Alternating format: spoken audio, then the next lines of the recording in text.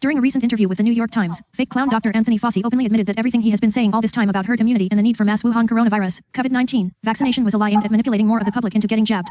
Initially, Fauci had claimed that only about 60% of Americans needed to be vaccinated in order to eliminate the Wu flu. That percentage gradually crept up over time, however, first to 70%, then 75%, then 80%, then more than 80%, Fauci now admitting that he just made up numbers on the fly. Why did he do this, you are probably thinking to yourself. The Garden Gnome impersonator now claims that as increasingly more Americans said, at least in polls, that they would agree to get President Donald Trump's Operation Warp Speed COVID-19 vaccines, Fauci decided to up the numbers to reflect that. When polls said only about half of all Americans would take a vaccine, I was saying herd immunity would take 70 to 75%, Fauci is quoted as saying. Then, when newer surveys said 60% or more would take it, I thought, I can nudge this up a bit, so I went to 80, 85. In other words, Fauci was scared to throw out too high a herd immunity figure early on when only about half of America was interested in getting jabbed for the China virus. Now that this number has supposedly increased, however, Fauci is reinventing the science to suggest that nearly all Americans need a COVID-19 vaccine in order for the pandemic to end.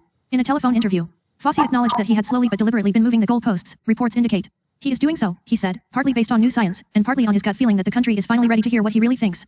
Back in the old days, treasonous criminals like Fauci would have been hanged for their crimes against humanity. The latest Fauci science, and this could, and likely will, change on a whim, says that upwards of 90% immunity is needed to bring the China flu to a halt. This is roughly the same percentage as what is supposedly needed in order to stop a measles outbreak. As he transitions away from working with the Trump administration and towards working with an alleged incoming Biden administration, Fauci is hoping to attain even more power and control over Americans. Should Joe Biden, or more realistically, Kamala Harris come February or March, call on him to blab his mouth on television even more so than he is currently doing while working in the Trump administration, Fauci says he is up to the task and ready to start flapping those gums at warp speed.